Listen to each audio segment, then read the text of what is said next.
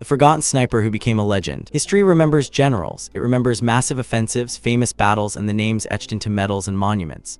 But sometimes the most dangerous man on the battlefield leaves behind almost no trace at all. No parades, no interviews, no dramatic photographs, just whispers among soldiers who were there and enemies who never knew what hit them.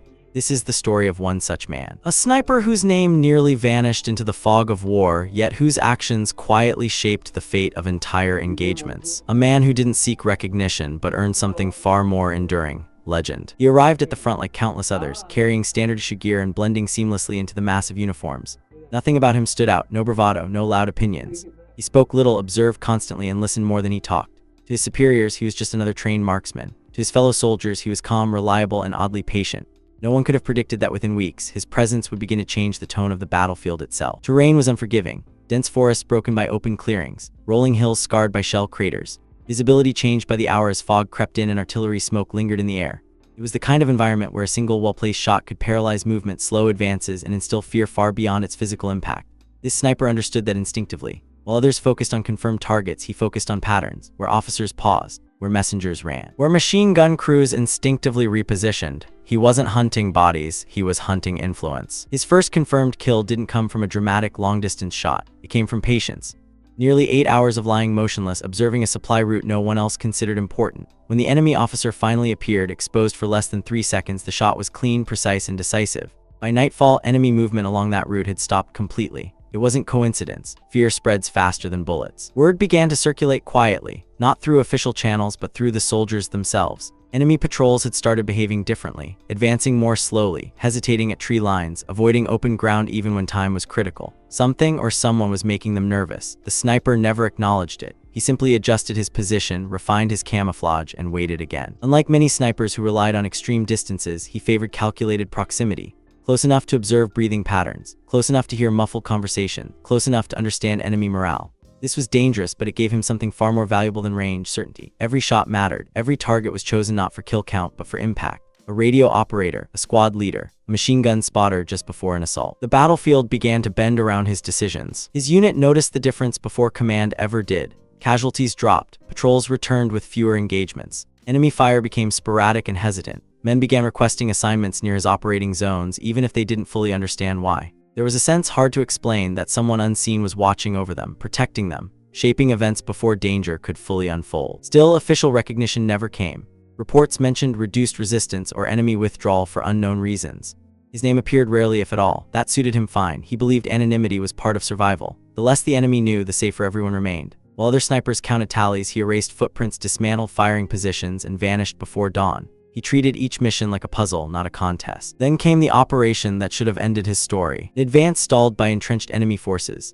Multiple failed assaults, heavy losses, morale cracking under relentless fire. Command suspected a network of snipers working in coordination, dominating key terrain. Conventional tactics weren't working. That's when the forgot sniper was quietly reassigned. No announcement, no briefing room applause, just a map, a narrow time window, and a single instruction: disrupt the enemy long enough for the unit to break through. He studied the area differently from everyone else. Not as a battlefield, but as a system. Wind channels, sun angles, reflections off damaged equipment. He identified positions not by where the enemy was firing from, but by where they would have to move next. His plan wasn't to eliminate them all, it was to unbalance them. The first shot came at dawn, the second nearly an hour later, then nothing. Silence. The enemy snipers, trained to respond aggressively, began repositioning. That's when the real woe. RK began. One by one, their movements betrayed them. Their confidence evaporated. By midday, the enemy fire that had pinned entire companies fell silent. When the advance resumed, resistance was fragmented and disorganized. The breakthrough succeeded, losses were minimal.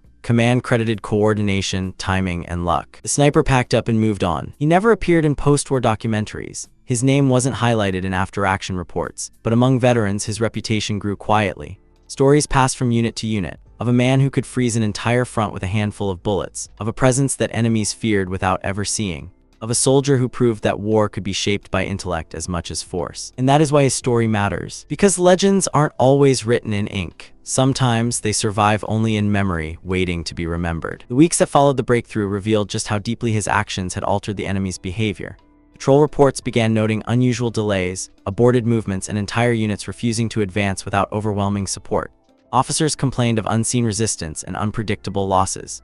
The enemy command believed they were facing a coordinated sniper network, possibly an elite unit rotated into the sector. In reality, it was still just one man, moving deliberately, leaving nothing behind except doubt. He understood something many soldiers never fully grasped: fear is cumulative. One unexplained loss can be dismissed, two raise suspicion. But when uncertainty becomes constant, it infects every decision. He exploited that perfectly. Some days he wouldn't fire at all. Other days, a single shot at precisely the wrong moment would unravel hours of enemy planning. He let tension do most of the work. His rifle was simply the punctuation mark at the end of a sentence the enemy couldn't read. Operating alone required discipline bordering on obsession. He prepared routes days in advance, memorizing terrain in darkness, marking subtle reference points only he could recognize. He learned how different soil compressed under weight, how branches sounded when bent too far, how birds reacted to human movement. Nature itself became part of his early warning system. When something felt wrong, he withdrew without hesitation. Survival mattered more than bravado. There were moments when opportunity tempted him. Clear shots, high-value targets, situations where a less disciplined sniper would have fired immediately. He often chose not to. A missed shot, or even a successful one at the wrong time, could expose his position or reveal patterns. He treated restraint as a tactical asset. Every bullet carried consequences beyond its immediate effect. His commanders rarely saw him. He delivered reports concisely, focusing on observations rather than achievements. Enemy morale, shifts in patrol behavior, changes in defensive layouts. He spoke without embellishment, as if describing weather conditions rather than warfare. Some officers underestimated him because of that. Others learned to listen carefully. When he warned of an ambush or predicted enemy withdrawal, he was almost always correct. As months passed, the enemy began implementing counter-sniper measures on a scale disproportionate to the threat they actually faced. Artillery barrages targeted empty tree lines. Recon teams swept areas he had already abandoned. Resources drained into chasing a ghost. Meanwhile, his unit advanced with increasing confidence. The battlefield no longer felt random. There was rhythm again, predictability, control. Despite his effectiveness, the cost weighed on him.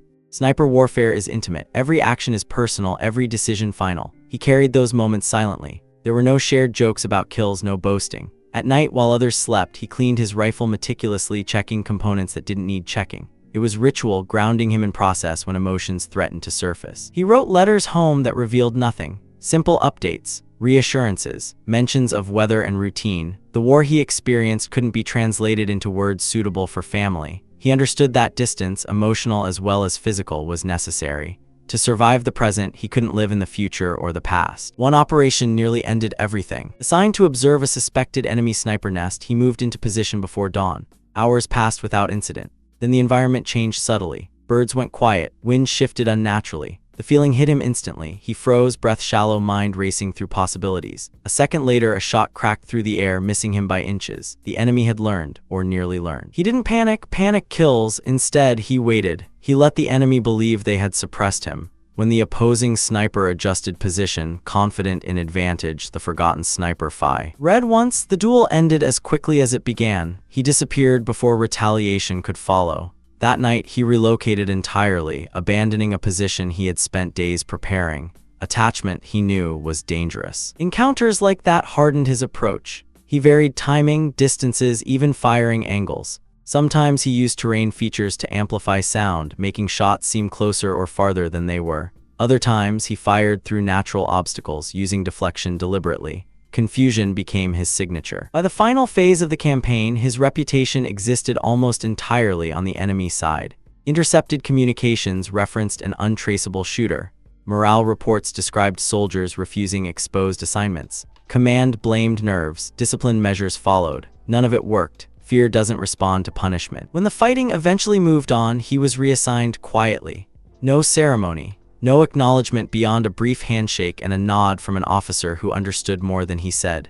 The war would continue elsewhere, with new terrain, new enemies, new variables. His methods would adapt again. After the war, he returned to civilian life like millions of others. No interviews, no memoirs. He rarely spoke of his service, even to those closest to him. When asked, he deflected with humor or changed the subject. He carried his experiences internally, structured, controlled, compartmentalized, just as he had on the battlefield. Years later, fragments of his story surfaced. A footnote in a regimental history, a mention in an after-action analysis. Veterans telling stories that never quite lined up but shared a common thread. When he was around, things went differently. Better, safer. That is how legends sometimes live. Not in headlines, but in outcomes. Not in medals, but in lives that continued because one man understood how to think when everyone else reacted. Time has a way of flattening stories. Dates blur, names fade. What remains are impressions, feelings passed from one person to another, shaped by memory rather than documentation. In the case of the forgotten sniper, that flattening nearly erased him entirely. But beneath the surface, the influence of his actions continued to echo, especially among those who had learned from him without ever realizing it. Young soldiers rotated into the front began adopting habits they couldn't quite explain, moving slower through exposed terrain, watching patterns instead of positions, valuing silence over speed. These behaviors weren't taught formally, they were absorbed. Someone would say, "This worked last time," or "We learned the hard way not to rush that ridge." The lessons traced back to him diffused through experience rather than instruction. His legacy wasn't centralized, it was embedded. Military analysts studying the campaign years later struggled to explain certain anomalies. Why enemy advances stalled repeatedly without major engagements. Why supply routes were abandoned despite adequate protection. Why morale collapsed in sectors that on paper appeared stable. The data pointed to a cause that couldn't be quantified easily. Pressure applied with surgical precision, just enough to destabilize without provoking full retaliation. It was a case study in asymmetrical influence, long before the term became fashionable. What set him apart wasn't just skill, but philosophy. He rejected the idea that effectiveness required constant action. In his mind, presence alone could be weaponized. The enemy didn't need to see him. They only needed to believe he might be there. That belief shaped behavior more reliably than force. It slowed decisions, fractured coordination, and magnified every uncertainty. He turned the fog of war into an ally. There were times he questioned himself. Long stretches without engagement tested resolve. Doubt crept in during isolation. Was he still making a difference, or had the battlefield simply shifted elsewhere? He answered those questions the only way he knew how, by observing outcomes. Fewer casualties, cleaner advances, quieter nights. The evidence was subtle, but it was there. When he wasn't deployed, he trained others indirectly, not through lectures or demonstrations, but through example. How he packed gear, how he chose rest positions, how he reacted or didn't react under pressure. Those around him noticed, even if they didn't fully understand. Calm, they realized, was contagious, so was discipline. One soldier later recalled watching him during an artillery barrage. While others flinched and sought cover reflexively, the sniper simply adjusted his posture, shielding his rifle from debris. That image stayed with him longer than any shouted command. It conveyed a lesson words never could: control what you can, ignore what you can't. As the war drew closer to its end, his assignments became shorter, more targeted. High-risk observation, brief disruption operations, moments where a single decision could prevent escalation. He accepted them without complaint. Experience had taught him that wars rarely end cleanly. Even as victory looms, mistakes become more costly. His role was to minimize those mistakes quietly. Demobilization came abruptly. One day he was preparing for another operation, the next, orders changed. The front dissolved, equipment was turned in, units disbanded or reassigned. He transitioned without ceremony, as he always had. When asked about commendations, he shrugged. Paperwork could wait, life, he knew, couldn't. Back home, the contrast was jarring. Silence felt unnatural. Crowds felt exposed. He gravitated toward routines that mirrored his wartime habits. Early mornings, long walks, observation without engagement.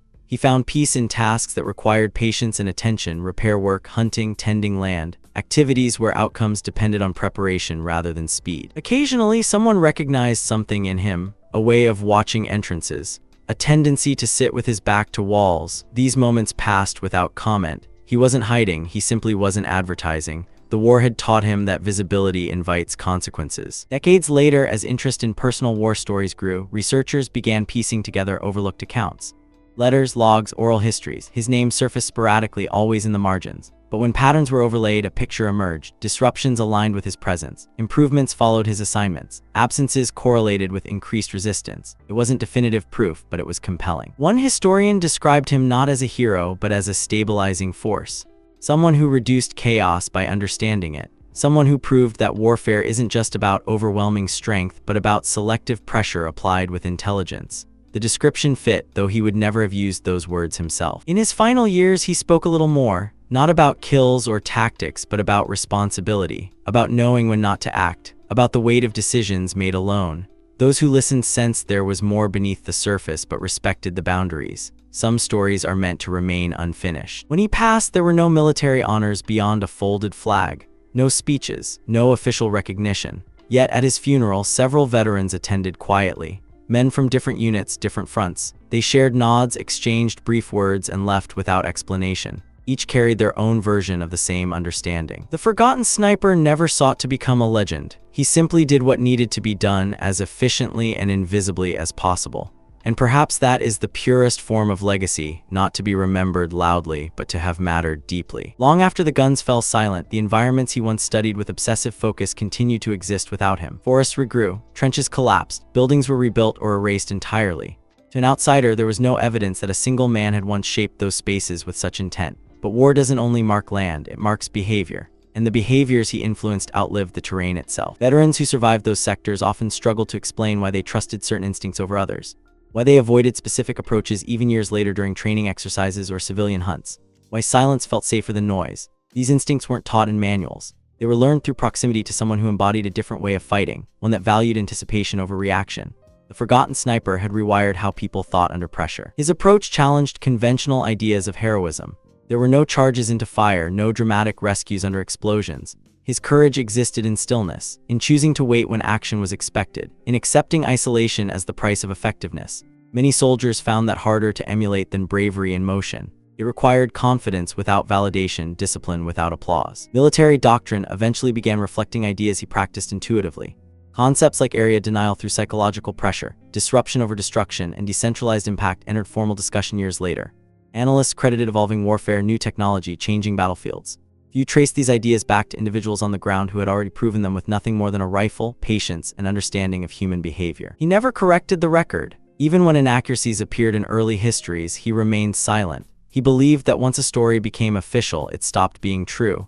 Reality to him was messy, conditional, shaped by moments rather than narratives. He distrusted simplification. War had taught him that clarity often comes at the cost of honesty. In private moments, he reflected not on what he had done, but and what might have happened otherwise. The patrol that would have walked into an ambush, the unit that would have advanced too soon, the officer who might have issued one more fatal order. These hypotheticals haunted him more than confirmed outcomes. He measured success in absences, in disasters that never occurred. As years passed, fewer people remained who could connect the fragments. Conversations shifted from specifics to generalities. There was a sniper, someone would say. A really good one. Details blurred, names changed, stories merged. He became less a person and more an idea, a symbol of something precise and restrained amid chaos. That transformation bothered him less than one might expect. Symbols can travel where individuals cannot. They influence without ego. If his story inspired caution, patience, or humility in even a few people, that was enough. He had never needed to be central. Control had always come from the edges. On rare occasions, he was asked to speak to younger generations, not in official settings, but informally. A classroom, a small gathering, a quiet question from someone curious. He chose his words carefully. He avoided glorification. He spoke about responsibility, about consequences, about understanding before acting. Some listeners were disappointed. They wanted excitement. He gave them truth instead. What he emphasized most was awareness, not vigilance in the paranoid sense, but presence. Knowing where you are, knowing what matters, knowing when silence communicates more than words. These lessons applied beyond warfare, in work, in relationships, in life. Those who understood carried them forward, those who didn't moved on. In the end, his legend grew not because of documentation, but because of consistency. Every account that intersected with him pointed in the same direction. Calm, precision, impact disproportionate to visibility. It was enough to establish credibility among those who knew how rare that combination truly was. Today, when discussions arise about forgotten heroes, his story fits uncomfortably. It resists tidy framing. There's no single moment to highlight, no climactic victory to celebrate. Instead, there is accumulation. Small decisions layered over time, producing outcomes that appear inevitable only in hindsight. That makes his story harder to tell and more important. Because it challenges assumptions. That effectiveness must be loud. That contribution must be visible. That history only belongs to those who claim it. He proved otherwise. He proved that restraint can be revolutionary, that intelligence can outweigh force, and that the most influential actions often leave the fewest traces. If his life teaches anything, it is this: impact does not require recognition. It requires understanding. And understanding, once applied, has a way of spreading quietly, shaping outcomes long after the source has faded from view. That is why he became a legend, not despite being forgotten, but because of it. As time moved on, the world changed in ways he never could have anticipated.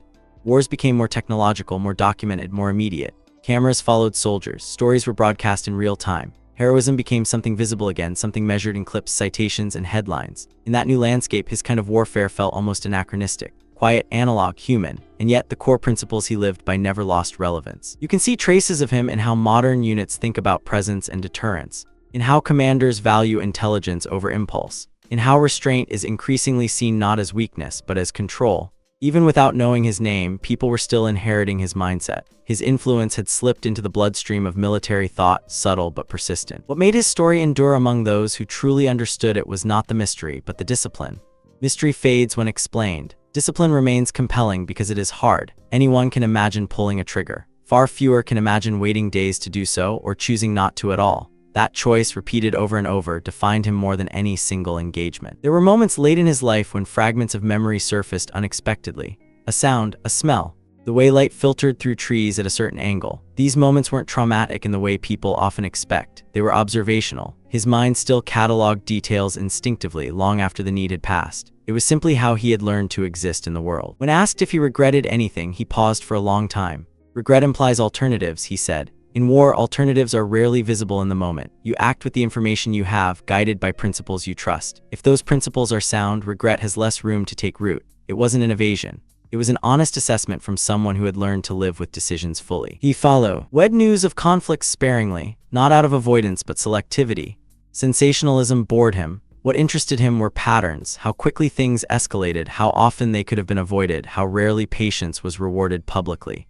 He recognized the same mistakes repeating themselves, just framed by new language and new technology. To those closest to him, he offered quiet guidance when asked, never advice unsolicited. He believed wisdom only worked when someone was ready to receive it. When he did speak, it was usually framed as a question rather than an answer. What do you think happens if you wait? What changes if you don't act immediately? These questions lingered longer than directives ever could. In his final years, his physical presence diminished, but his clarity did not. If anything, it sharpened. Distance from the immediacy of war gave him perspective without dulling memory. He understood more clearly what his role had been and what it had not. He was not a savior. He was not a lone force changing history. He was a variable, a decisive one sometimes, but always part of a larger system. That humility is perhaps the most telling detail. Legends are often inflated by those who tell their stories. His resisted inflation because he resisted it himself. He never allowed his identity to collapse into his wartime role. It was something he had done, not something he was. That separation kept him grounded in a way many never achieved. When people today ask why stories like his matter, the answer is simple but uncomfortable. They matter because they don't flatter us, they don't promise glory, they don't offer easy narratives. They remind us that effectiveness often looks boring from the outside, that the most meaningful contributions are frequently invisible, that discipline, patience, and understanding rarely trend, but they endure. The forgotten sniper became a legend not because history finally noticed him, but because those who understood the cost of war recognized the value of how he fought it. Quietly, intentionally, without excess. His legacy isn't a tally or a citation. It's a way of thinking that continues to surface wherever restraint meets resolve. And in a world that often confuses noise for impact, that may be the most important lesson of all. The final chapter of his story doesn't arrive with a battle or a decisive shot. It arrives quietly, the way his influence always did, not with closure in the cinematic sense, but with understanding. Because the truth is, stories like his were never meant to end cleanly. They were meant to linger, to settle slowly into the minds of those willing to look past noise and spectacle. When people speak about forgotten heroes, they often imagine injustice, a man denied credit, a name erased unfairly. But in his case, being forgotten was never an accident. It was the natural result of how he operated. He stayed in the margins because the margins were where he was most effective. Recognition would have changed nothing about the outcomes he produced, and might have endangered the methods that made those outcomes possible. His war ended the way it began, without ceremony. No defining final act, just a gradual transition from necessity to memory. Yet the effects of his decisions continued to echo, carried forward by people who never knew his name but felt the consequences of his presence. Lives saved without ever knowing why. Battles that unfolded differently without anyone realizing how close they came to disaster. This is what makes his story uncomfortable for modern audiences. It resists simplification. There is no single moment you can clip and share that captures his importance. You have to sit with it, think about it. Accept that some of the most powerful forces in history operate below the surface, unseen, uncelebrated, but undeniably real. In a way, his life challenges us directly. It asks whether we value impact or attention, whether we equate contribution with visibility, whether we understand that discipline and restraint can be just as heroic as bold action. These aren't easy questions and they don't come with satisfying answers, but they are necessary ones. The forgotten sniper became a legend not because his story was told loudly, but because it survived quietly. Because it was passed from soldier to soldier, from instinct to instinct, from behavior to behavior. Because it proved that intelligence applied at the right moment can outweigh force applied recklessly. Because it showed that sometimes the most decisive voice on the battlefield is silence. And perhaps that is why his story resonates now more than ever. In a world overwhelmed by noise, outrage, and constant reaction, his example feels almost radical. Observe first. Understand before acting. Choose restraint when others choose impulse. These principles are not limited to war. They apply everywhere decisions matter. If this story stayed with you, it's because it isn't just about a sniper. It's about a mindset, a way of moving through high-stakes situations without losing control. A reminder that not all heroes announce themselves and not all victories look dramatic in the moment. If you believe stories like this deserve to be remembered, stories that honor quiet discipline, forgotten courage, and unseen impact, then stay with this channel. There are more stories like his. Stories buried in footnotes, overlooked reports, and fading memories. Stories that deserve patience, context, and respect. If you want to hear them, make sure you're subscribed. And if this story made you think differently about what heroism really looks like, share it with someone who might appreciate that perspective too. Because history doesn't only belong to the loudest voices. Sometimes it belongs to the ones who waited.